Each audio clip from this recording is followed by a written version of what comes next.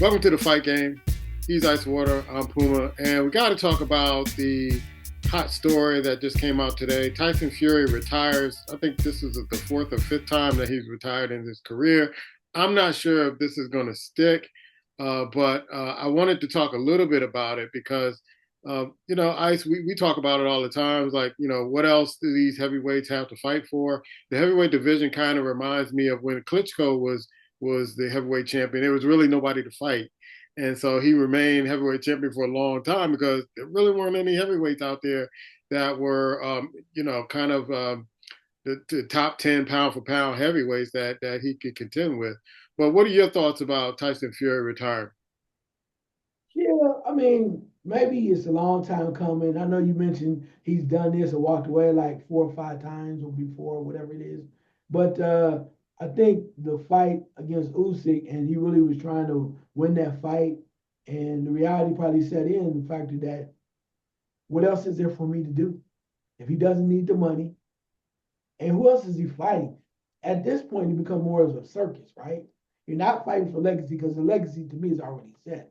He was during this era one of the greatest, if not the greatest heavyweight, and took down the big bully in Deontay Wilder, right? And then you fight Usyk, and maybe a lot of stuff came to a point where if I don't knock this dude out, I'm not getting a decision. You never know what else is coming on in his mind.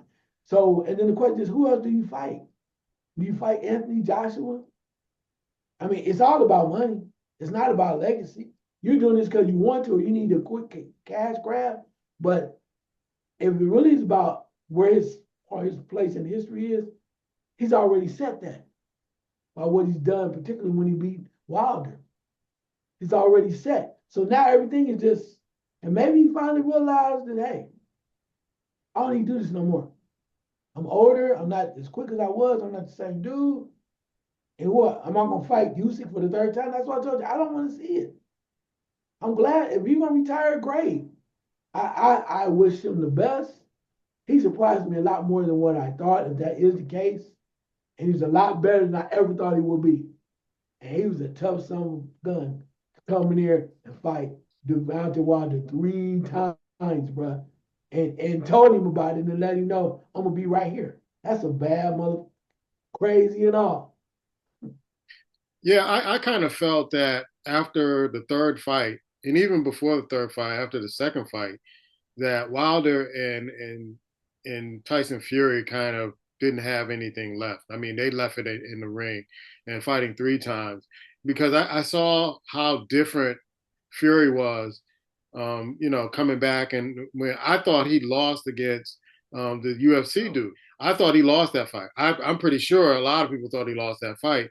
And for him to lose against a guy just fighting his first boxing match, I thought he was pretty much washed at that particular time. There were three fighters I felt that was washed: Joshua, Wilder, and Fury. I think Joshua kind of messed up the big payday between Fury and Joshua because when Joshua lost, he was riding high and then he lost to Ruiz. That kind of changed the whole kind of landscape of the heavyweight division. And it didn't give us the fight that we really wanted. Now, I tend to believe that Tyson Fury will feel this way for a little while. He'll get the itch again, maybe 1.5, 2 years, and then people will talk up him and Joshua. I mean, it's not going to be that mega heavyweight championship fight, but it is a fight that we want to see, a la Trinidad and Roy Jones. Hopefully, it's not 5, 10 years down the road where these guys need to be in a senior citizen home instead of fighting each other. But I feel that this is kind of going to be temporary. The money's going to be right for him to step in again. He'll grab sugar and say, hey, let's do it one more time for the people, for the UK, to kind of put to rest whether or not I was the better fighter or Anthony Joshua was the better fighter. So I think this is going to be temporary because the last four have been temporary. He's been retired, he comes back, he's been retired, he's come back. And it's all been, for me, it's about they offered him more money. They gave him an offer he couldn't refuse, and he stepped back in the ring. Whether he was in shape or not, he stepped back in the ring and did what he needed to do. And you know how these athletes go through a lot of money. They have a lot of expenses. He may say, you know what? Let's do the money grab and get this. Let's get this, make some money, take care of my people. And, I mean, boxing has become, some of the fight game has become entertainment. So I wouldn't put that past them. No, I'm with you on that, and I can see that. But again, to me, it's a money grab because creating a legacy, there's nothing else to fight for. When you think about it, okay, no, we don't need to see the Usyk fight for the third time because he's never going to get that decision. But there's nobody else out there. So if he does come back, you got to see it for what it is. People want to see the fight because it is an interest or something you always wish you want to see. But deep down inside, I'm not doing this because I'm coming back because now I'm gonna take on the next champion. I'm gonna go over here. I'm gonna fight this dude. Nah, it's a straight money grab. And unfortunately, I think if he does fight again, and if you do wait 2 years, 3 years, we're not gonna get the quality of fight that we thought it should have been. And I think that's what makes it even more sadder. So if you're gonna get into it, like you mentioned before about Wilder possibly coming back, I mean, I don't know. I just Yeah. don't know if he still has it in him. Yeah, before we get to Wilder, because there is a story that's been floating around about him coming back to the ring in April. Let's go back to Tyson Fury. What is his legacy? Where does he fit in the history of boxing at this particular point? I'm not so sure if he's in top 10 heavyweights, right? I think he's right knocking at the door. But I think you have to say in his era or eras, if you will, he has to be considered one of the top heavyweights of all time. And I say that because of the factor that, I mean, the fact that Wilder was like 40-0, right? 40 plus fights, He but was he just was he had an O on his record. Yeah, yeah, he was knocking everybody out and daring people to come up and doing all the bomb squad stuff. And Wilder came in and you saw Fury being out of shape and not really taking it serious. You just thought what Wilder was gonna do to this so-called overweight, this fat slob, right? And he came in with the right attitude, the right mindset, and great plans. And he took down the bully. It's like if the first guy, like when it was different when Buster Douglas beat Tyson. yeah. But Wilder was coming in here serious. He's in the best shape of his life, and he got taken down. So that alone, because I always thought about Fury when he beat Klitschko. He thought about that too, and but that Wilder trilogy put him on a higher level and gave him whatever it was that mystique, and people are gonna look at him, always look at him differently for that. And not only did you beat him, you knocked him out, knocked him down, took him out. That, I mean, name me anybody else, even if we go back to the first fight all the way through. Name me another fighter heavyweight, and I know if you do Usyk in there too, that could handle what Deontay Wilder was throwing, putting down at that time back then. That's why Fury gives a lot of kudos from me because what he went through, what he did, what he survived against one of the strongest and heaviest punchers we've ever known. So while we were getting ready to put this show together, we talked about Usyk and what this means for Usyk, and you were saying how there are not a lot of fighters for Usyk to fight, and I kind of disagree. I kind of said that Usyk can fight Parker to get that belt from Parker. A lot of these fights are going to have to be staged in the UK or where the Sheik is, wherever the Sheik wants it to be. I think he could fight Du Bois again. And then I think if Wilder wanted to step in and get him some too. But now it's the time for the younger crowd, the younger crop of the heavyweights to come into to the picture and challenge for the heavyweight division. There are a lot of young guns out there, but none really kind of stand out. And it's kind of going into that period where the Klitschko won the heavyweight title, and there were not too many people to fight in between the years until Tyson Fury came along and then beat him. But your thoughts on that? Yeah, no, and I'm when I say there's not a lot of good fighters, I'm just saying that from what you want your champion, Usyk, who has won the right to be classified champion, maybe lineal champion, all that, by defeating the people that he did, Joshua twice, Fury twice, and he set the tone, he set the bar now. I'm this good. I'm ready for my next challenge. At this point, you want to see what else is available as far as quality opposition. You already beat Du Bois. He probably will run through him again. Parker's not quality material, in my opinion, for this guy. Deontay Wilder, he's a shell of himself. We don't know where he is mentally. I mean, I'm just, if we watching him, whatever, you got beat by Zhang. So my point when saying all this, when I say quality, I say what I said to you before is I think the lack of great quality opposition is going to tarnish his legacy. Because you can't pick who you choose to fight if there's nobody's around. A la Larry Holmes. That's why Larry Holmes took the fight with Ali. He needed something that he's gonna be substantial. It's probably one of the worst decisions he's ever made. But when you look up, you go, Jerry Cooney? I mean, come on, bro. Yeah, that's true. So I forgot all and about. I have nothing against the little man. He beat my guy twice. But when you look at him, oh, he did all great. Now what you got to do? Go back down to 190? Got to go back down to cruiserweight? Because you desperate to fight some quality guys. All I'm saying, if I'm wrong, then let's find these young heavyweights that can really challenge him. Otherwise, we're gonna just go. Well, you remember that time he won us too, and then he just kind of coasted out, right?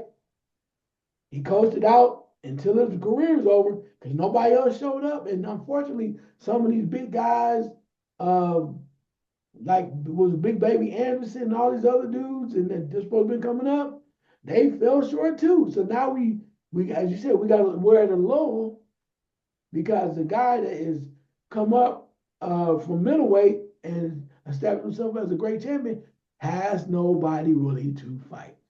Kind of like the Zhang fight. If the Zhang fight can get in there in some kind of way, he's a Come on, knockout bro. artist. He's a knockout guy. So I kind of like that. So we'll see, man. Wilder, what do you think about Wilder? He says he's reports are saying that he's trying to come back in April. They don't have an opponent yet. I guess he's been talking to people about getting a fight. What do you think about his chances of kind of getting back in the saddle and kind of getting that championship belt again or smelling a championship that matter? I don't think he smelled nothing but roses. Hmm. I understand from the standpoint of it. I think this is so mental for him. I don't see the same dude. I don't know if his situation at home or his life changing does not allow him not being as hungry as he was before because he doesn't have not have to those challenges anymore. But I just don't see it. And granted, Bonds, well, he'll tell you whatever you want to hear because he's that proud of a guy. But I see the skill set not being there. And I don't know if it's because the skills are diminishing or is it the factor that mentally it's so hard for him to get fired up and wired up to go out there and destroy people with that mindset. Maybe he just can't get there anymore because he's more now a calmer, gentler dude.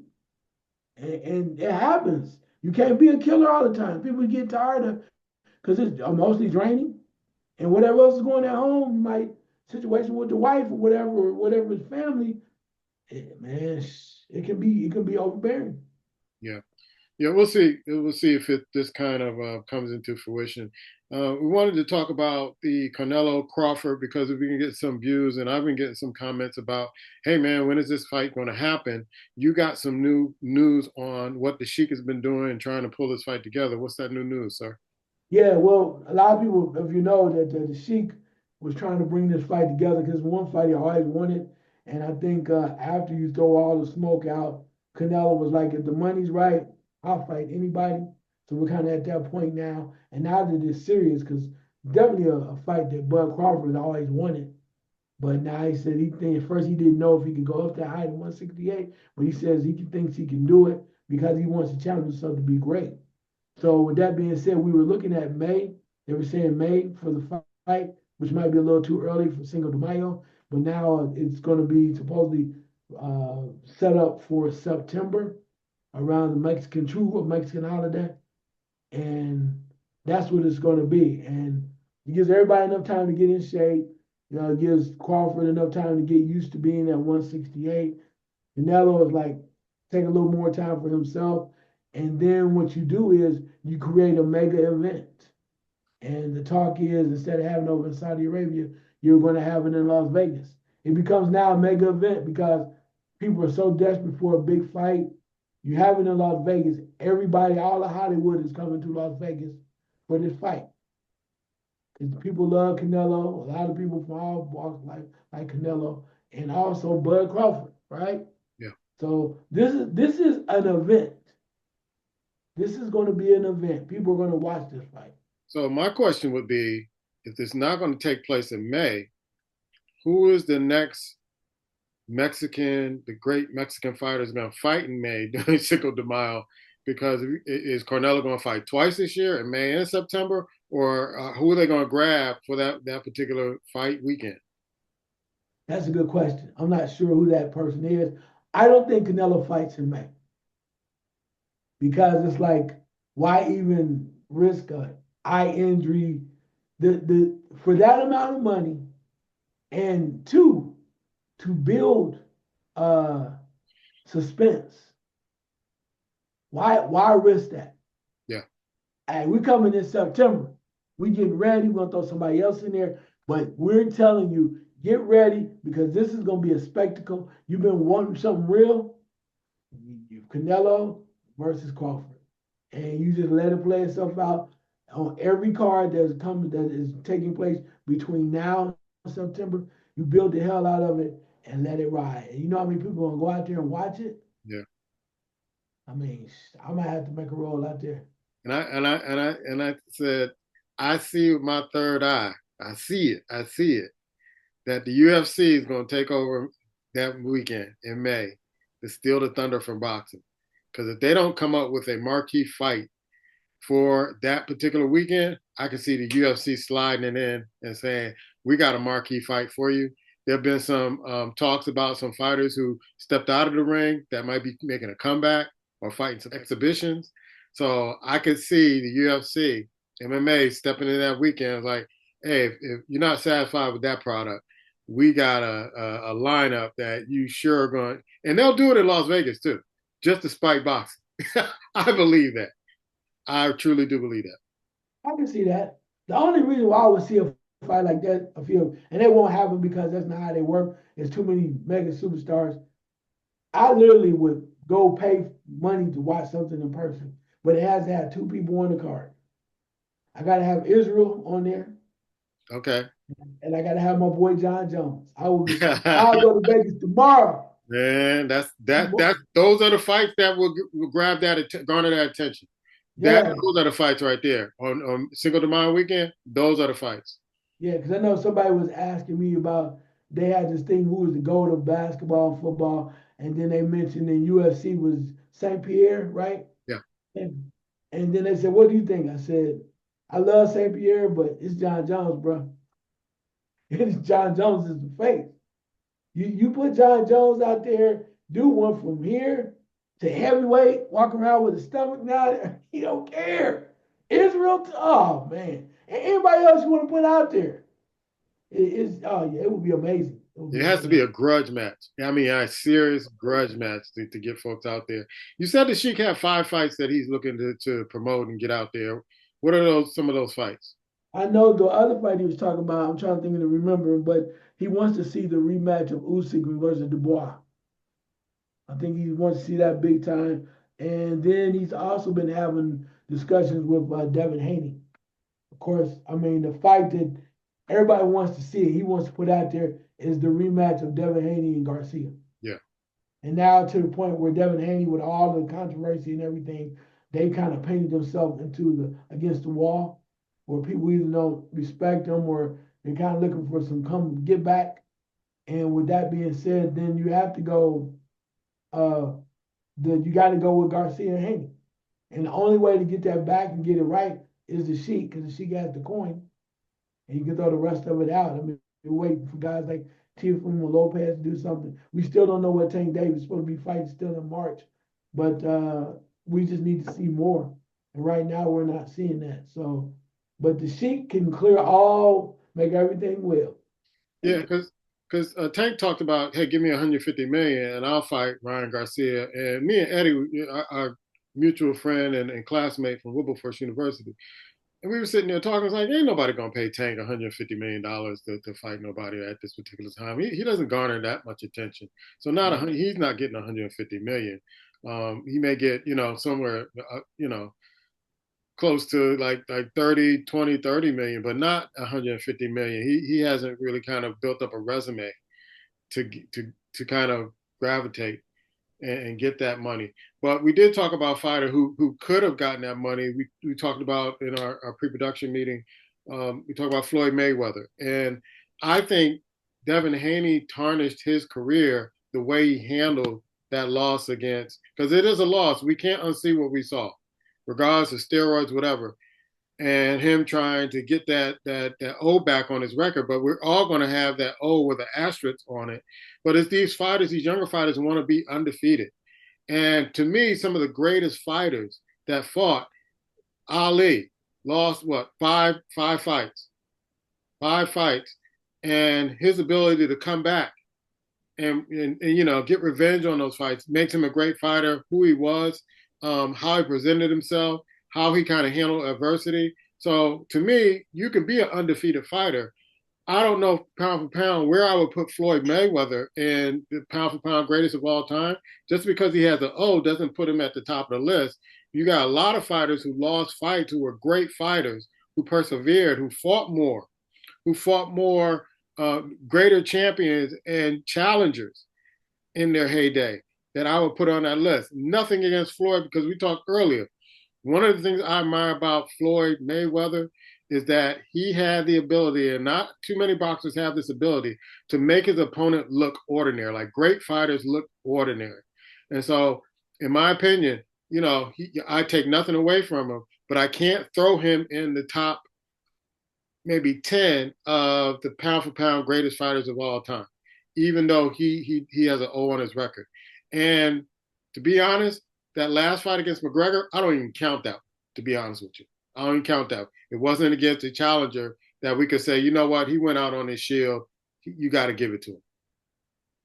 Yeah, I mean, I can see where you say that, but and I think the one point that I would make is to agree with you is the fact that I think Floyd is definitely top 10 because he was so dominant during his run, right?